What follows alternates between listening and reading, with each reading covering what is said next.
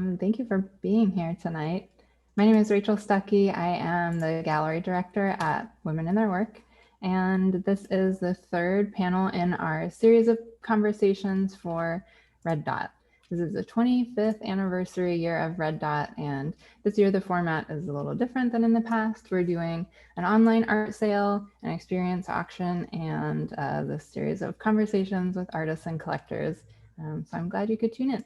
If you haven't had a second yet to check out the Red Dot sale page, please do. It's an awesome way to not only support artists, but to give women in their work the critical support that helps us do what we do year round. So check it out. And yeah, I'd like to welcome for our panel this evening, 3 alumni artists who I've had the pleasure of working with over the years. Yuliya, Lanina, Shana, Hoehn, and Leticia Bajuyo. So thank you all so much for joining us. The format of the conversation tonight is we're going to see a bit from each of these artists, and there'll be time in between each artist conversation to ask some questions, and then at the end there'll be time for more conversation. So if you have questions during the talk, please feel free to put them in the Q&A box below, and you can also use the chat feature just to talk about what you're seeing. We'd love to hear from you. So with all of that said, I'm going to turn it over to Shana to get us started. Hi. Okay, let me start screen sharing. Hold on just a moment. I'm trying to share just my browser, but it's only letting me share my desktop. I'm gonna do a test. Are y'all seeing my website or are you seeing my browser? This is good? We're good? Okay.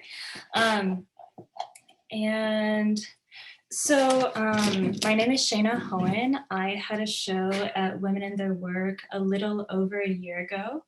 For the past year, I have been doing a residency in the Netherlands called the Van Eyck Academy. And there I was building on a lot of ideas that I had started at Women in Their Work, particularly since it was right after the show. So I'm going to scroll through my website and show you some images of the show. And then afterwards, I can walk you through kind of some of the references and some of the ideas that I was working with. So I'm going to make this a little bit bigger.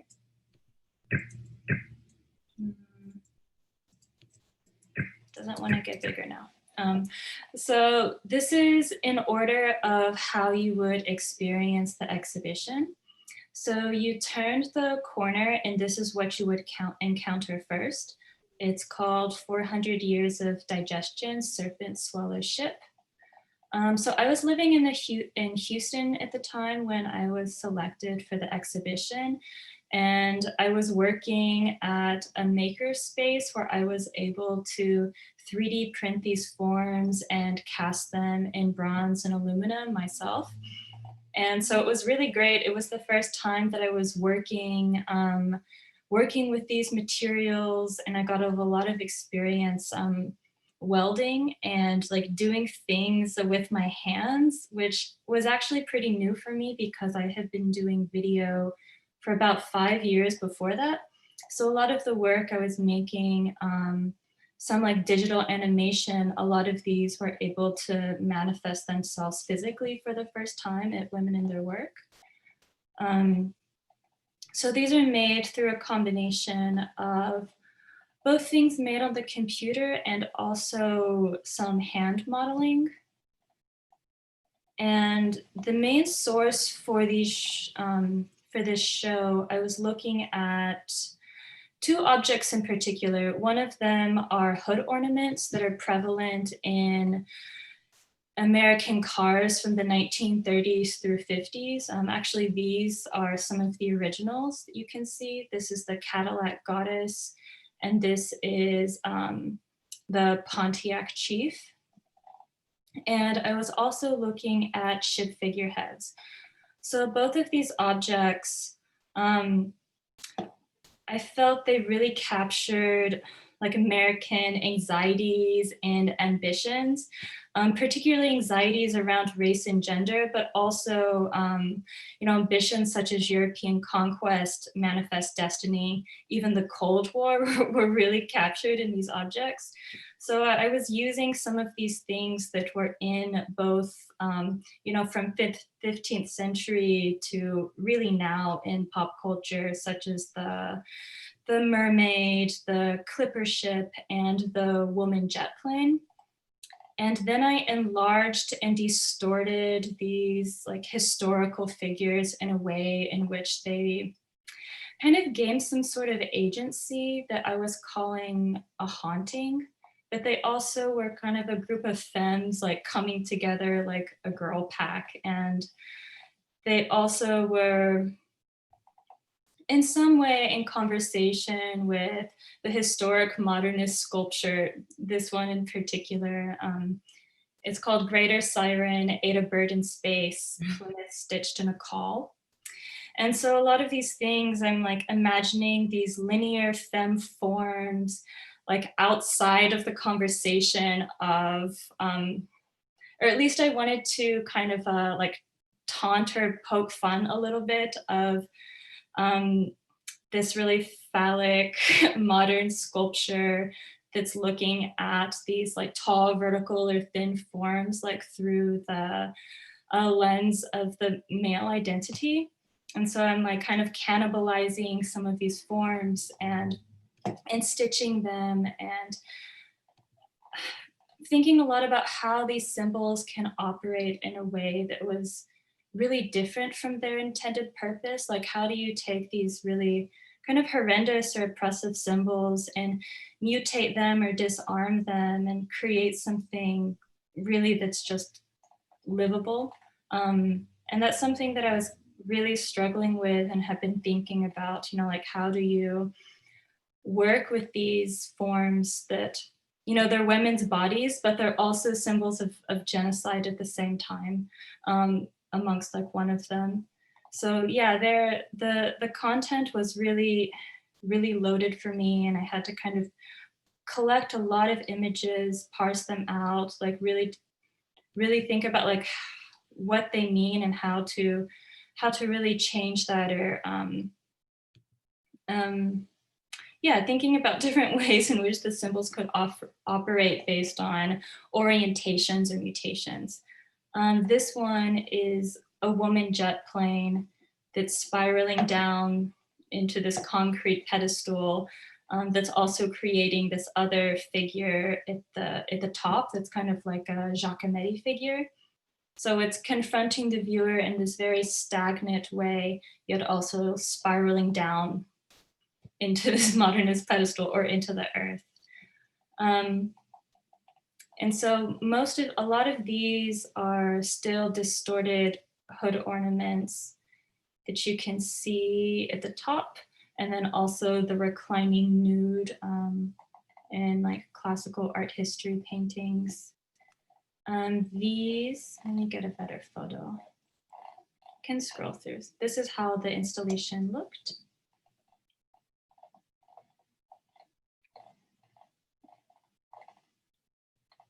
You can see some details here. Yeah, so this image, this is another way I was thinking about representing speed.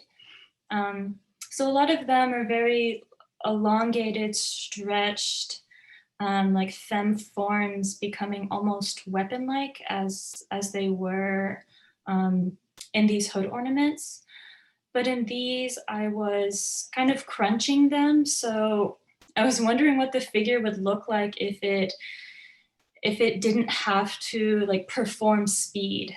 And when I scrunched it on the computer, they ended up looking something similar to ghosts, and which I really liked. And from the front, they also were in conversation with like the Venus of Willendorf form with the really, with the wider abdomen and with the arms going down at 90 degrees. And so some of the material play I was experimenting with also was referencing these other ancestral femmes, such as these. The head is made out of ceramics and the rest is PLA, which is a bioplastic.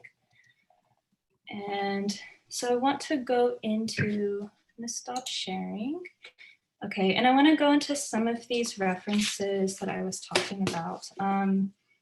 So this has been behind the scenes in my practice and this is something I'm still thinking about how to make this image collection part of the works. At Women in Their Work, I produced a small zine where some of my image collections lived.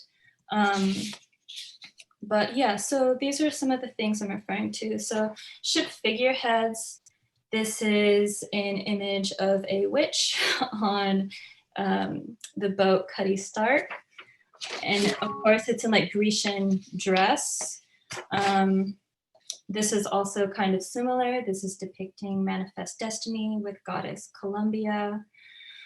So there's something interesting that I was also wanted to play with. All of these, I noticed these femmes I was collecting, when they were depicting, they were always flying either on broomsticks as witches, flying on top of bombs. The femme like was really present in the military industrial complex, and these objects, they were, you know, painted on like World War II planes and made into a plane.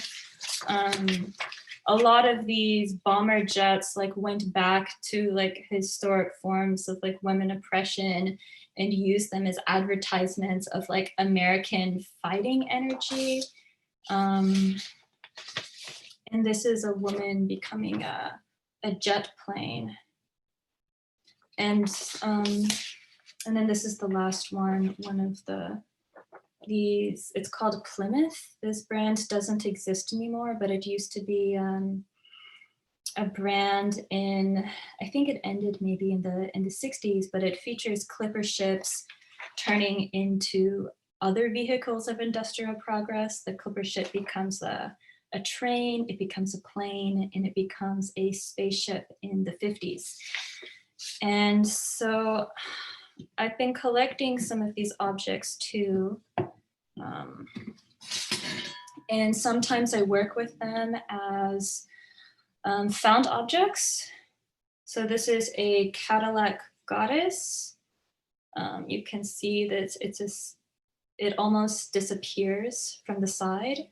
And that's an element that I am interested in, and is how sculptures can come in and out of sight, and something I was playing with in the show as well. And then I have a few more. This is a clipper ship coming into a train. This is, and then these are clipper ships becoming spaceships. You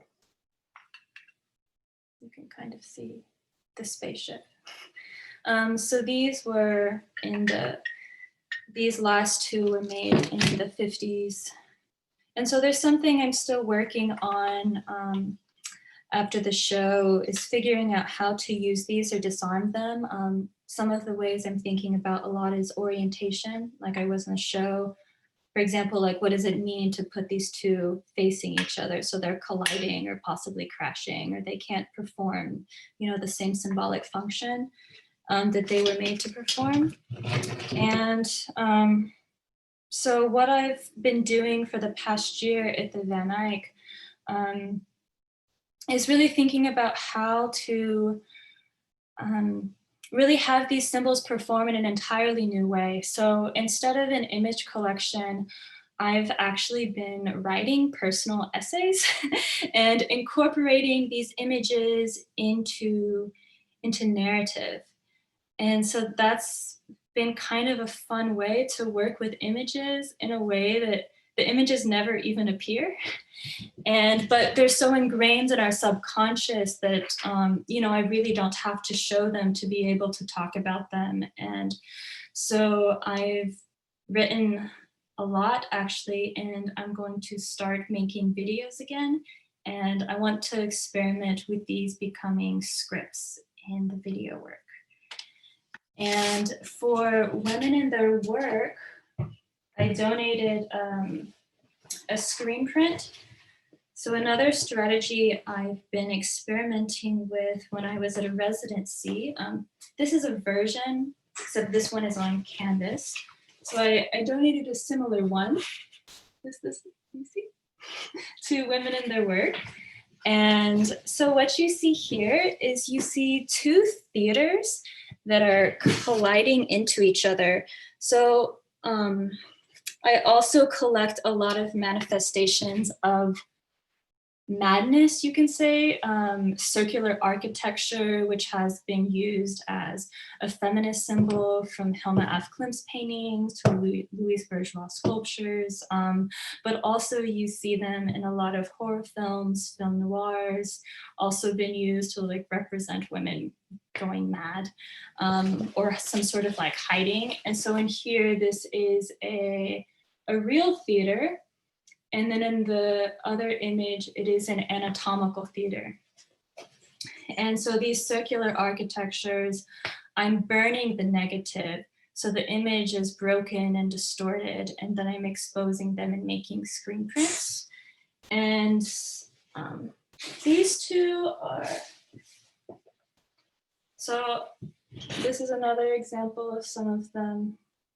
And they become these like maze-like things. So you have a little bit of Dracula, you have some Almodovar, Sofia Coppola, the Virgin Suicides. And so this is one strategy I've also been experimenting with, is really materializing the images and burning them as a process. And yeah, feel free to ask any questions in the chat about anything I said, or if you want any sort of clarification, and I can also come back to them at the end after other people have presented as well. Awesome. Thank you, Shana. I love getting to see the show and tell of both the objects that you were referencing in your work that was at the gallery, and just seeing the new pieces too. It's fun to see, like, yeah, the new print as just this very floppy object. But yeah, thank you. They're floppy now, but I think that I'm not sure how it will exist when they're done. I'll just say that. Gotcha. Yeah. But thank you. Yeah. Cool. So yeah, if anyone has questions, feel free to put them in the Q&A and we can come back to them. But yeah, now let's head over to Yuliya Lanina to show us what she's up to. Yeah, thank you so much for inviting me here. And I'm going to share my screen. Okay. And do you see the first screen? I don't see you, so you need to type to let me know that everything is okay. We've got it. Thanks, Yuliya. All right, great.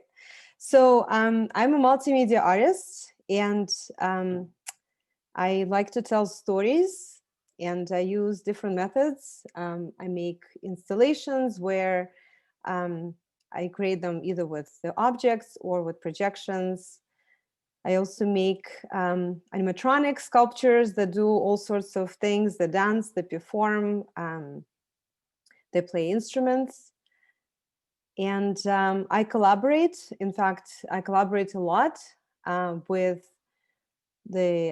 dancers, with choreographers, with performers, engineers, composers. I make films where these animatronic sculptures perform.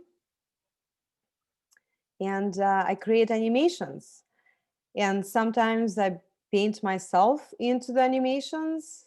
And and oftentimes I perform with the animations that I create, as well as with the sculptures.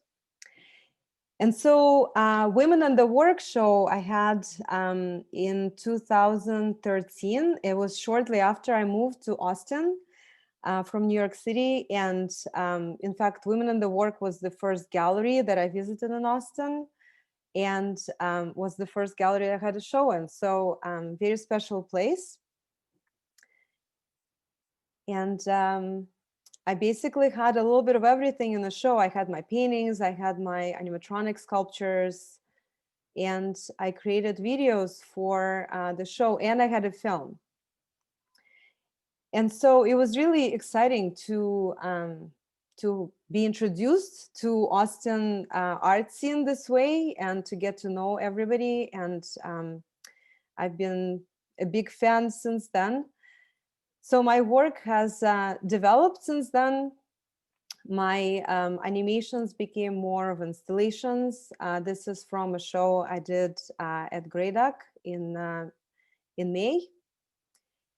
And so this idea of the viewer entering the space and being immersed in the animation.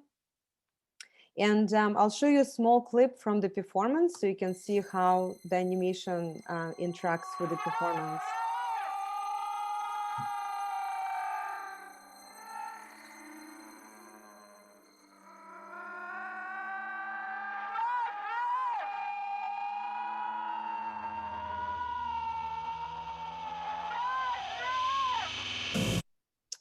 So I also started making animatronics that are bigger and in some way related more to myself. So here's kind of preliminary work for the this animatronic piece that became my avatar in a way. And I also started dressing myself more like the characters that I create. And I have twins, 9-year-old now, and they have been performing with me as well, which has been very exciting. So last year, about this time, I had a show on New York City High Line. And again, it's sort of how the animations became bigger and bigger. Now I'm using 6 projectors. And this was for people to experience inside of the space, but also outside. So people that are walking along the High Line could see this installation.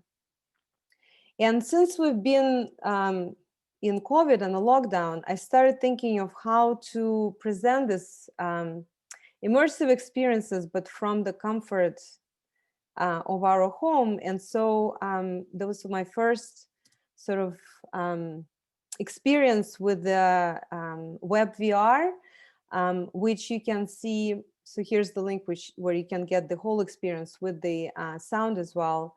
And you can either see it from your computer or Google glasses. And this piece will actually be showcased during Illuminations Festival, Wildflower Center in December. So, but at the core of my work are paintings. So first I paint all of the characters for these animations, and then they become animated. Obviously not all of them, but a lot of them. And so here's another example of a painting that then I get to perform with, which is really exciting to kind of, you know, have a longer experience with the images that I make. And here's an example of a small watercolor painting that then turns into this huge character that is on the stage. And I guess last example, so here are the paintings, and here you can see them in action in the animation. And so there are layers and layers and layers of painting in the animations that I create. So another project that I've been working on since the pandemic started was creating small pieces on paper and gifting them to people, to medical workers that are on the front line.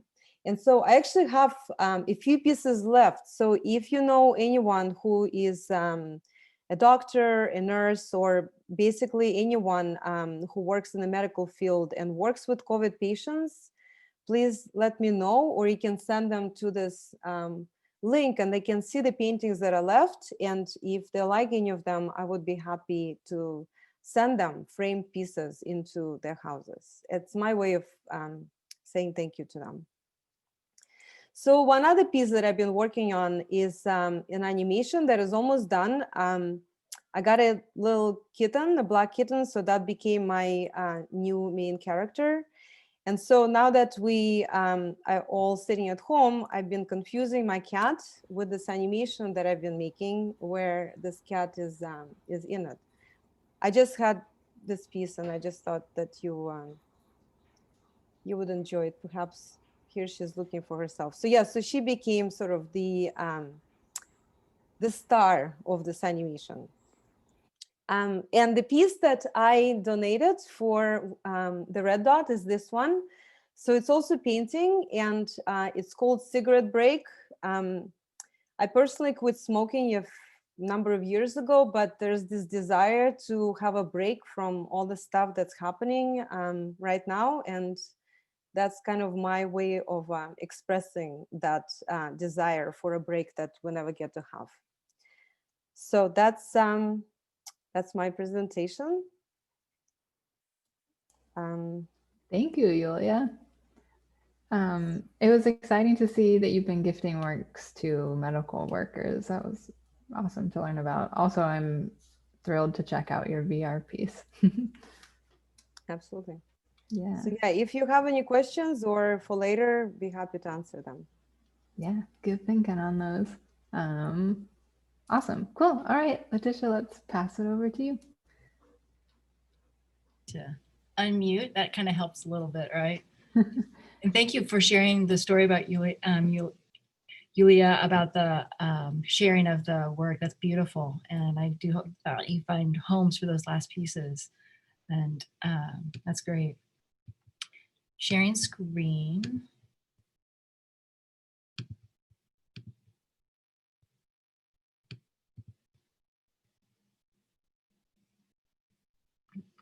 As mentioned, thank you so much for inviting me to be a part of this. And it is an honor to be one of the alumni from Women in the Work Gallery. I think I'm the eldest as far as like mine was the earliest show. So last I was in 2012, I got to show at Women in the Work Gallery, but mine was unique. Mine was a little bit different. I was not a Texas-based artist at the time. I was based in Indiana, and I was invited based on Visual Arts Network and National Performance Network for a residency and solo show funded by them. And since Women in the Work Gallery is a partner member of National Performance Network, that's how I got to it. For a little bit of background, I thought I'd share for where I'm from. I'm from Metropolis, Illinois, the hometown of Superman.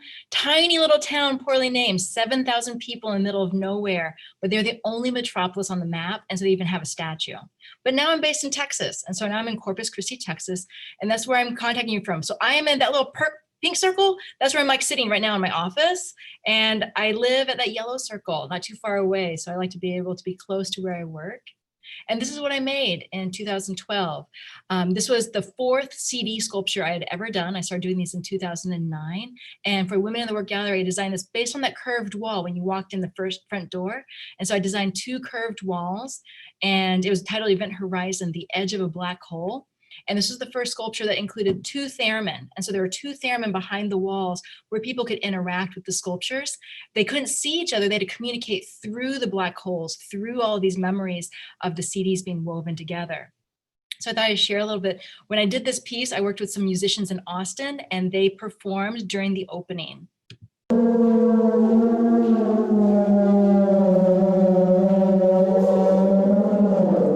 And when they worked with me, they were titled the Austinauts from the costume. And this is a special piece that they composed as they would communicate through the black hole.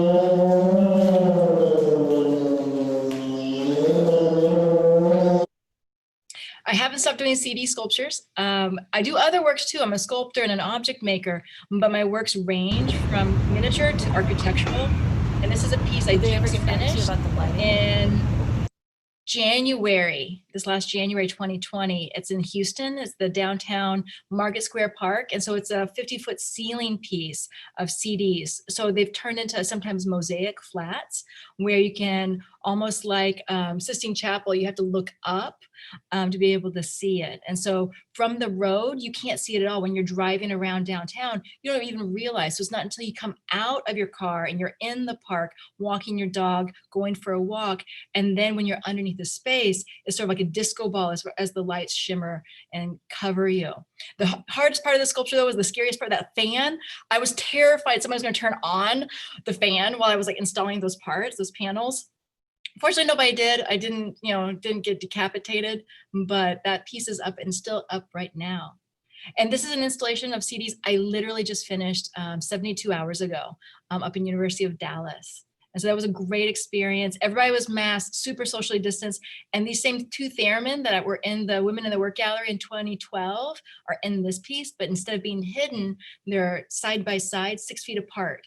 And so thinking about social distancing and trying to stay separate, but the fact that we need other people. So at first glance, it's titled Tethered Oscillator, like you're supposed to stand between the two and you think you could play both. But a theremin, you need 2 hands, like you saw a second ago.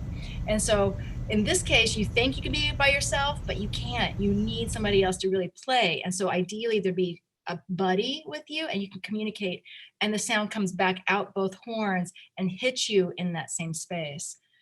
One thing that's been new though is that drawing, that CD drawing in the background. So the 3D sculpture is actually having a conversation with the 2D version of itself. And from certain angles, it completes it. This is what the inside of those CD pieces look like. This is in Houston, at Sculpture Month Houston from 2 years ago. And so sometimes they get illuminated from the inside. And so sometimes people are like, are you still collecting CDs? Always. And so if you have any old discs that are too scratched to play, or your new vehicle doesn't have a CD player, or you have old software that you can't even use, I will take all of them and weave them into the next sculptures. And so I continue to work in this way as being a primary method. But I also wanted to share the vortex piece. That's not new for me, actually. This is an earlier vortex. This is entirely made, again, trying to raise up materials. This is made entirely out of bath mats from Walmart. I walked into the store and there was like a quadruple sale. Nobody wanted these bath mats. And I started thinking about like the overall trajectory of like floor covering. Bath mat is like the lowest of the low, right? It covers your toilet. And so it's like, I wanted to lift it up. And so I bought all of them for nothing, and I brought them home and I made the spiral, and there's a poem around the edge of it that reads, perception is dependent on the relationships present, and that present relationships are dependent on perception. And so it keeps looping around out of nothing more than bath mats that are utilizing color theory to show that we need to continue to reflect on where we are to understand who we are. But you only understand who, like the rest of the world, if you understand yourself. So chicken or the egg, it keeps looping around and around that edge. So the vortex is something I continue to use.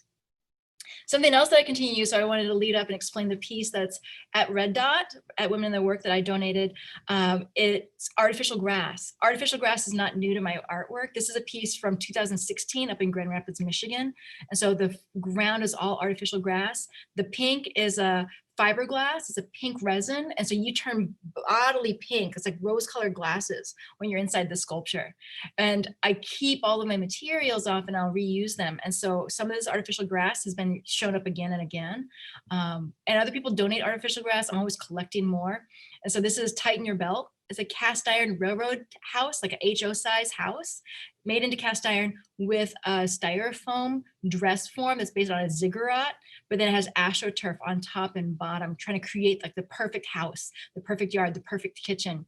And so in Tighten Your Belt, I'm thinking about that component of this ranch style house with artificial grass as being the perfect yard. And then I don't know if you saw that very early image of my yard growing up, those hay bales. Hay bales have been something that I continue to reflect on. I love seeing them in the viewfinder on the side of my truck whenever I'm driving. I love looking out the window and seeing that landscape, and that form continues to find its way into my sculptures. So you can even see one of these turf rolls in the background. But I was making these large turf rolls. They're hollow body. They're actually a steel frame with artificial grass on the edge. And then I started making these flat ones. So this is a hypergrass triple. So there's 3 different spirals, like your 3 different ripples all happening together. And so I think of these as artificial grass paintings. So I'm painting with the artificial grass. So the series that I donated to Women in the Work Gallery is a hypergrass triptych. And so it looks like this. And so people can either purchase individuals and break up the triptych because they work individually, but they also work really nicely as a set. And so I wanted to offer this up as being one of my series that for me connects back to the CD sculpture that I made for you all, but at the same time it's a different material. It's a material that for me is also connected to Texas, because here in Texas, the AstroTurf got its name from the Astrodome in Houston. Originally, it was called Chemgrass. And so I think that helps me think about like why I'm in Texas. So thank you so much. If you have a chance, if you would like to, check me out, follow me on Instagram, or follow the Texas A&M Corpus Christi 3D area and check out what we do there. So thank you for listening. Awesome. Thank you. Also, that's so awesome to know the hay bale reference with the hypergrass piece. I was thinking of it like seeing it flat, thinking of it like crop circles. Which is So also yeah. an inspiration. The crop circle is also part of the inspiration. Flying over like landscape in the West, like from the Midwest going to the West Coast, just seeing those big circles, or even driving along, you can tell that it's being fertilized in a circle. So that's definitely inspirational. But also the little Zen sand drawing, like, you know, as people have a miniature dry garden, they remind me of that. But yeah, they're also a flattened version of the hay bales. Yeah, that's amazing. Thanks. Awesome. Well, audience members, here's your reminder to put your questions in the Q&A box or in the chat. But yeah, to get us started off, just one thing that I noticed, Leticia, while you were talking was a kind of similarity between how you were working with the Tighten Your Belt piece and Shana's work in terms of taking a known architectural form or whatever and distorting it and also distorting the message. Yeah, I thought that was just an interesting parallel. But also casting them into metal. And so taking like those, you know, components that, especially with the car ornaments, those are often already metal, but not necessarily the same metal that you're casting it into. And then also the 3D printing component. So like really sort of complicating the way that that original object is then being recontextualized into those sculptural forms. I really appreciate the way that you're handling those and moving back and forth between like traditional cast bronze, but then also working with digital methods. Oh, thank you. Thank you. Yeah, that was a nice, I've been noticing like all these similarities as well. But yeah, a lot of them do start as, I think the original model is wood, actually, like the really old ones. And then they become, a lot of them are aluminum and chromed. And yeah, so I'm kind of interested in some of the metals I was thinking about. My dream would be to cast an iron, as they had like cannibalized the engine of the car. But a lot of them, I was also interested in playing with like the fetishistic material of bronze when they become almost monument-like. Well, the next time you're back in Texas, if we happen to be having an iron pour at the same time, you're more than welcome to come over and cast. That's so cool. I actually haven't found a foundry yet that casts iron. I know the Kohler Residency does, so hopefully one day I'll be able to do that. I'll email you on the side and I'll let you know. There's a number of like both local pours at different places, a lot of universities, but also there's some conferences, like the Western Iron Pour Conference just happened this last week. And then the National Iron Pour Conference is in April. It's all virtual this year, but everybody's doing their remote ones. And so if there's one that happens to be near you, you can maybe jump in and participate. Yeah, let me know about that. Will do. A virtual iron pour conference sounds so Yeah. nice and amazing. It's tricky. I'm working on making some smaller furnaces because the one we have, it takes a lot of people, which is not exactly COVID friendly to be able to run. And so I'm working on making a medium-sized one and then also some miniatures. Nice. Yeah, so thinking about what you said, complicating objects. I think that is something that I notice in all of your work, especially in terms of, yeah, taking a source material, whether it's material or a symbol, and then reusing it. And Yuliya, I feel like that comes in a big way in your work as well. Yeah, I guess that's one thing I didn't mention. I use a lot of collage as a base for my work, and then I sort of elaborate on the original collage pieces. So yeah, definitely kind of reconstructing the you know, the found materials and turning them into my own. Yeah, and collage operates in so many ways in your work, whether you're actually using it as the like reference material for the painting or the animation, or like collaging your body over the animation projection. Yeah, and I'm collaging, when I make animations, I'm collaging my paintings into the animation. So I'm taking it apart, putting them together. So there's a lot sort of layering going on. Very nested. Which makes me wonder, Shana, in your work, have you ever taken a work that you have made and then distorted that form even further for a secondary work? Actually, yes. So actually a few works in Women in Their Work were coming from one form that I designed and just further distorted it. And I'm still doing that with these mini experiments that I have. I put them on my Instagram from time to time. But yeah, I really am interested in taking old works that I do, revisiting them. I do that constantly, and I don't feel bad about updating it or changing the title. Like the works and the titles are never really fixed. So I think that that's kind of interesting. I see a lot of women doing that, from like R.H. Quaitman to, oh my gosh, what's her name? She actually does video performance as well and performs in front of her videos. Shana Moulton. Shana Moulton, yes, but there's another woman. She's much older. Anyways, she uses a lot of her own works inside of other works as well. And I heard that it really frustrates her collectors. And I really like that, you know, as an artist, somehow you can always be the owner of it. And so when R.H. Quaitman, for example, makes these very, very long paintings made up of many different panels, we'll say like 20 pieces, like, you know, someone can own one piece, but no one can ever really, you know, own the work itself. Mm-hmm. Interesting. Thinking on that scale, I don't know. Yeah, Leticia, I'm thinking back to your CD installation that was at Women in Their Work, and just like the process of collecting everyone's Backstreet Boys CDs that they didn't want anymore, and then the process of like reliving those memories while looking at the piece, and then figuring out how to recycle them afterwards. Are there like, do the source materials that are in an installation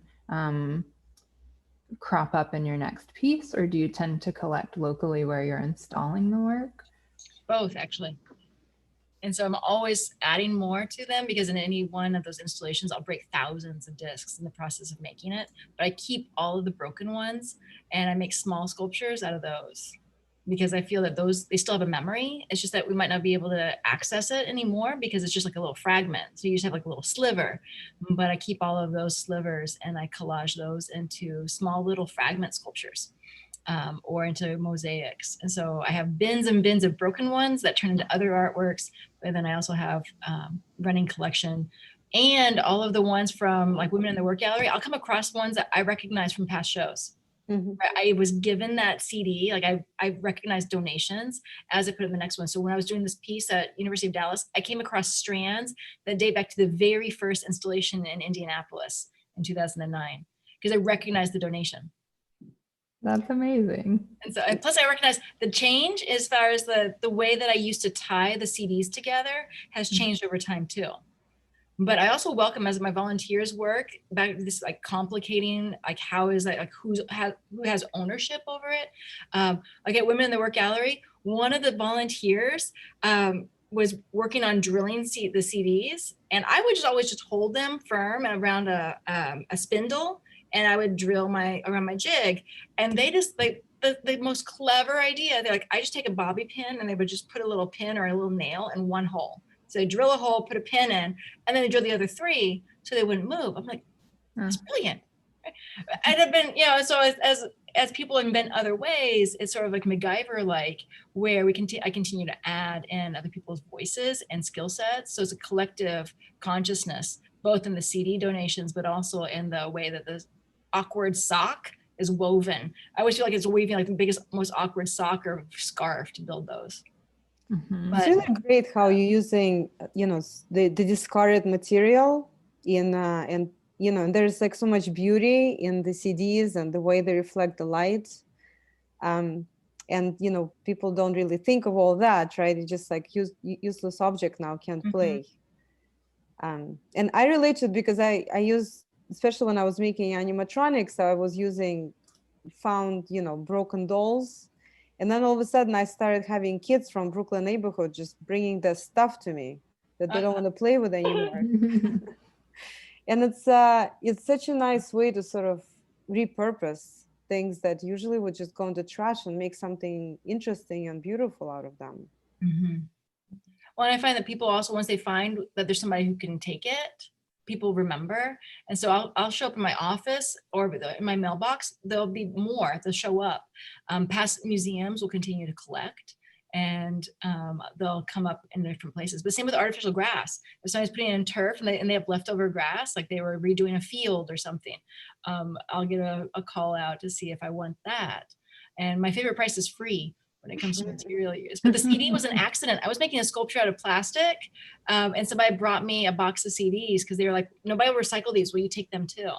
And so I think you're right. Like when people, once they figure out that here's someplace who could give this a home, rather than just throwing it away. So I really like that as far as like people bringing you maybe it's doll or doll parts, rather than just throwing that away. But then you have their memory and their essence is part of that sculpture, as far as complicating and collaging.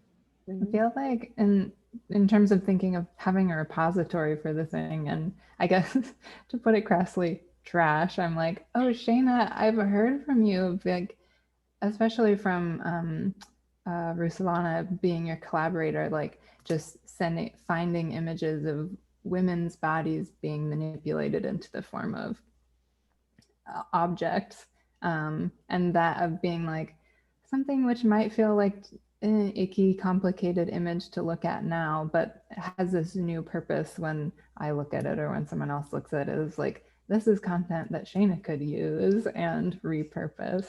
I don't know. Yeah. I get images, particularly sharing from like websites or Instagrams. I get those maybe once a week from friends. Yeah, and it's not always objects. A lot of them are just body positions. The arched back is one that I collect a lot. Also levitation, something similar like The Exorcist, just women levitating and like magic shows, things like that. So yeah, I get quite a lot of those kind of things also coming into me because you see them all the time. And yeah, I incorporate them straight into my collection as they exist, like the screen capture and all. I remember the woman I was referring to earlier who does performance and is Joan Jonas. Oh, yes.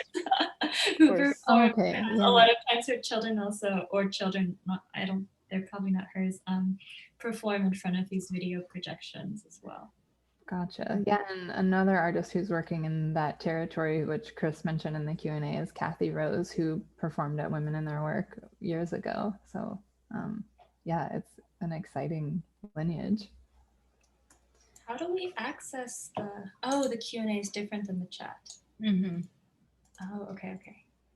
But yeah, if anyone has questions, feel free to pop them in there. What else was I thinking about? Okay, so again, I'm thinking to the whirlpool perspective rug that Leticia made, and thinking about perspective and perception in terms of making and location. All of you I know have shown, I guess, in places that you would consider home and abroad. And I wanted to talk about, and perhaps made work in those spaces too. Have you noticed a perception shift in how you make work when you're like where you consider home versus not, or showing it to different spaces, like translating work that was made here versus there? Well, I would say home is a very loaded question. Yes, intentionally. Because where is home? And but I do think that depending on where the pieces are shown, the response is very different. And also the parameters are different. There's maybe different censorship that exists in different places. Even here there's different censorship in, say, Texas versus in New York and things like that. So I think those things are kind of taken in consideration a lot.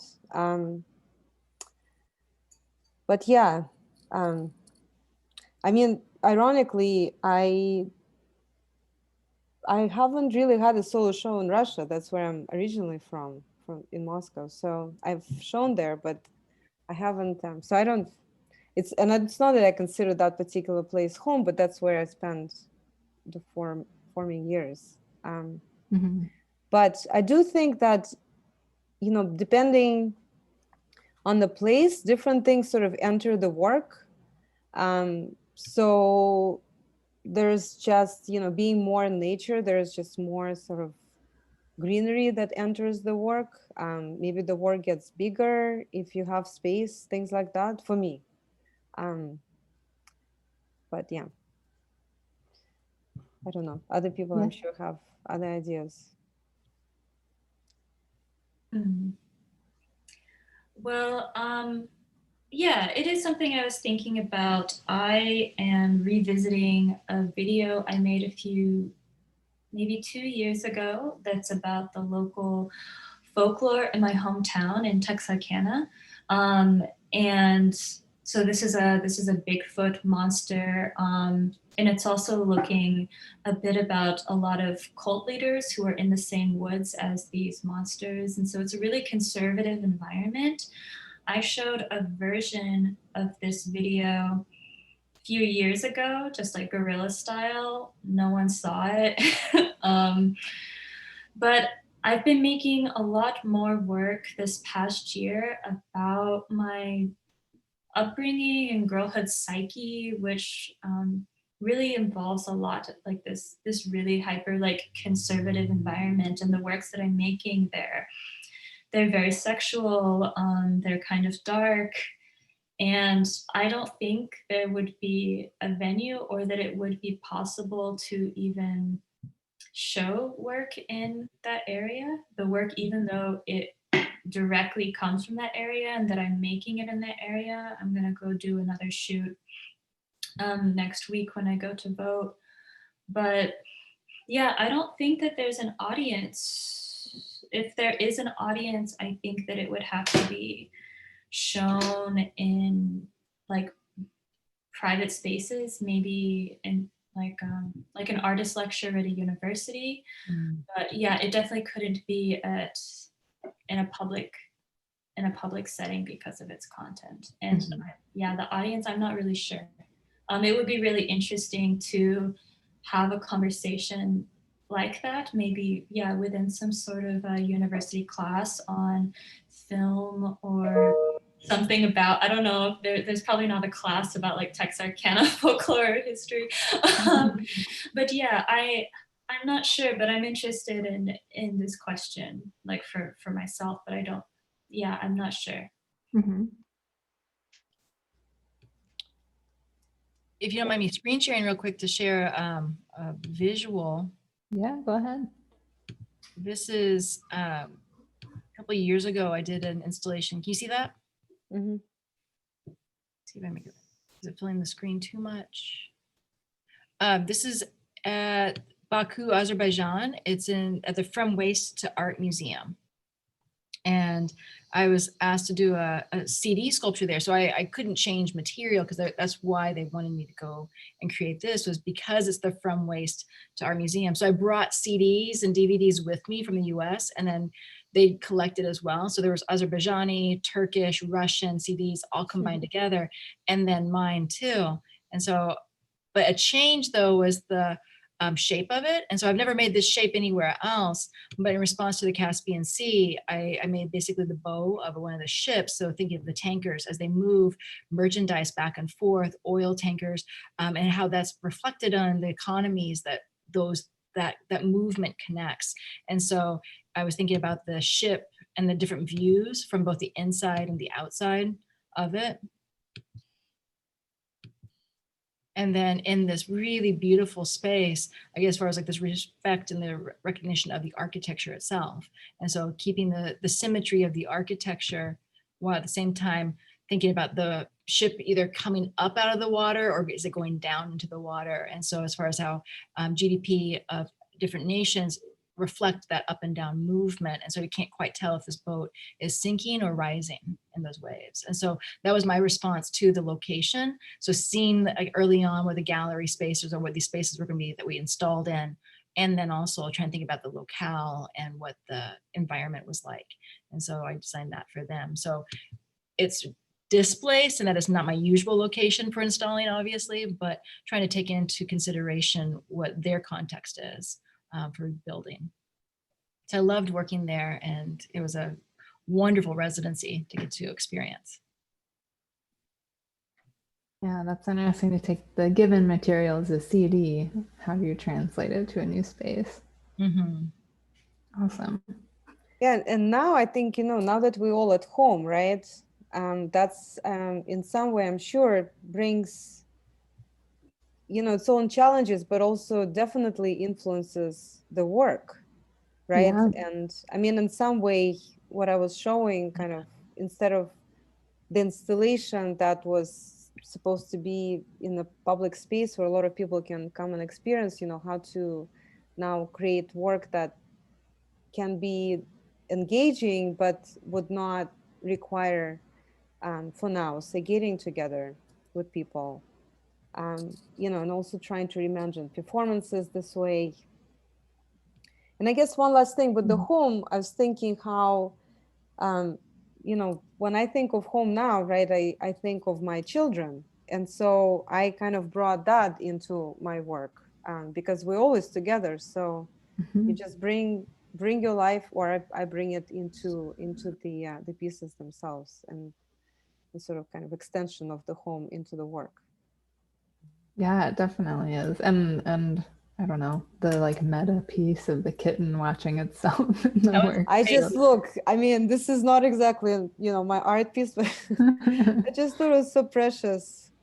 Yeah, She was so confused. Fantastic. Well, thank you all so much for joining us for this conversation. It was really good to see what you've been up to, what's going on lately, and so excited to have you participate in Red Dot. For the audience joining us, thank you for tuning in tonight. Please check out these artists and keep tabs on them. We've shared in the chat their websites and their Instagram accounts, as well as the link to Red Dot, so you can maybe check that out and support women in their work and support an artist too. So thank you so much. I hope everyone has a wonderful evening. We have one more panel left in the series, which is on Thursday night, which is our collectors panel. So same time, tune in, join us at 5:30 and hear from some collectors about their collections and the art of collecting. Thank you. Thank you. And thank you, everyone. So great to get to know your work. Mm-hmm.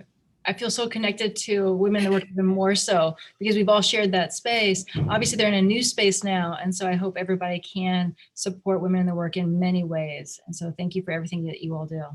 Absolutely. Thank you. Thanks so much. Good night, y'all. Thank you.